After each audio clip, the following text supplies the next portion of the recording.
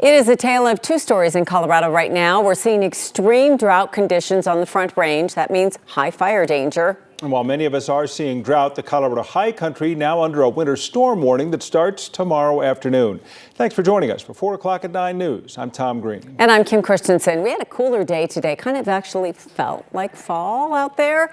Some places are seeing some snow. That's always good news in Colorado. Here is a live look in Telluride. That's cause for celebration there, right? Yeah, that is definitely the look that people in Telluride want to see. And Kathy, that's actually pretty good news for us. A bit of normalcy returning to October. Oh my goodness, we have been unusually warm and dry, and we need every flake, every drop with this current weather pattern. Outside right now in Denver, a mix of clouds and sunshine. It is windy, but cooler, as Kim mentioned. As the storm is moving into western Colorado, it's providing some scattered showers to the western slope, and we're just getting started. So those of you that might be heading to the mountains, well, we want you to be mindful of this weather change because we have several impacts for those of you headed to the mountains, and we don't want you to be ill prepared. Slick mountain travel over all of the higher passes will be something we'll be talking about.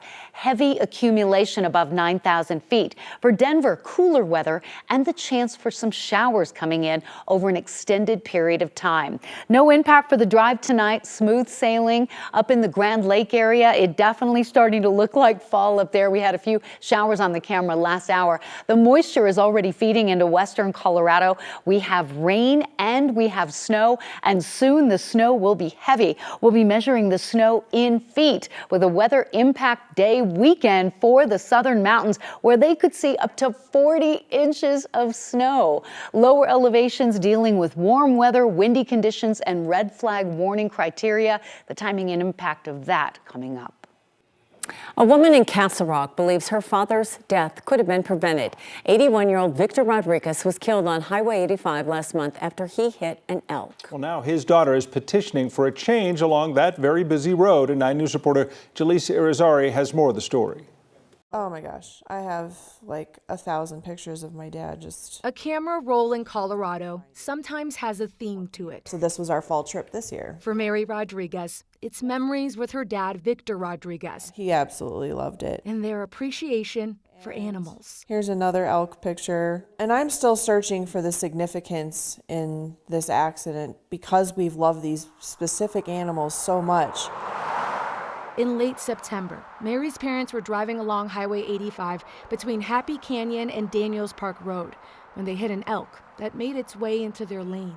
It went through their windshield, killing Mary's dad and injuring her mom. And the head and the neck of the elk were on top of my mother. She was unable to move, and she was calling out for my dad, "Victor, Victor, answer me, Victor," and he wouldn't answer. For my dad, who is such a wonderful man, to die in such a horrific manner is very difficult for us to process. But process for Mary has turned into progress. It occurred to me that along I-25, they have implemented wildlife fencing, that had we had that protective fencing in place, my dad would still be here. Mary wants wildlife fencing installed along Highway 85 in highly populated areas like Castle Rock and Castle Pines Village. And she's not alone. Lots of comments. Last Friday, she started a Change.org petition, and it's collected more than 2,000 signatures. Mary knows none of this will bring her father back, but maybe it will allow another family to keep making memories. We're the ones who are unsafe, our animals are unsafe, and we are crying out for help.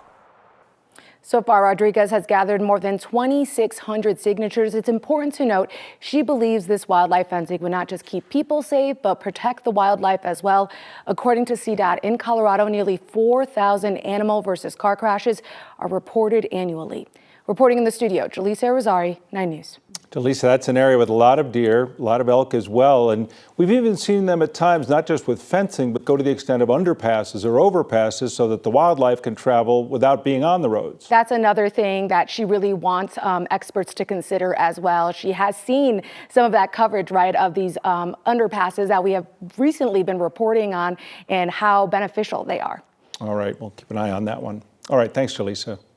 The owners of the Molly Kathleen gold mine, where an elevator malfunction killed a tour guide last week, have now been served with a cease and desist letter. The Colorado Division of Reclamation, Mining and Safety sent the letter, and that prohibits the mine from reopening until its review of the mine is done.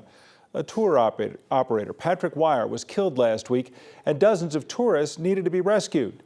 Inspections are done annually at the mine, and the latest inspection did come back with a satisfactory grade with no violations or hazards being found. While the state is halting tours right now, the mine is actually closed for the season. It only operates normally from May through October. We turn to world news today, and the Israeli military says that their forces in Gaza have killed the top leader of Hamas. He was the man who was the organizer of last year's October 7th attack that sparked the war. His death is a significant blow to the militant group. NBC's Hala Garani reports from Tel Aviv. The leader of Hamas is dead. This was confirmed by Israeli officials just in the last several hours. It was a routine operation in the southern part of the Gaza Strip, according to Israeli media reports. 3 individuals were killed by Israeli troops, and it was only after the fact that one of those individuals was identified as Yahya Sinwar, the Hamas leader. He was identified using dental records and using fingerprints as well. This is a man who spent more than 20 years in Israeli prison, so the Israeli authorities had all this information related to him and were able to identify him this way. The Israeli Prime Minister this evening telling his country that this does not mean that the war is over. In fact, that the war will continue with force until all of the hostages taken by Hamas on October 7th are returned. This is going to be bad news for the many Palestinians who hoped that perhaps the death of Yahya Sinwar would mean that Israel could claim a victory that would lead to at least the lowering in the intensity of the Israeli military operation in Gaza, as the death toll there approaches 45,000. As for the families of the hostages remaining inside of the Gaza Strip, they too say now is the time to get their loved ones out. Hala Garani, NBC News, Tel Aviv. An update today, we're getting a better look at how much Tabor refund taxpayers across Colorado will be getting. Single filers with incomes up to $53,000 will get $177. Joint filers, $354. The refunds will increase from there depending on your income. You can expect to see the checks sent out next year. And you can find the full list of the refunds right now on 9news.com.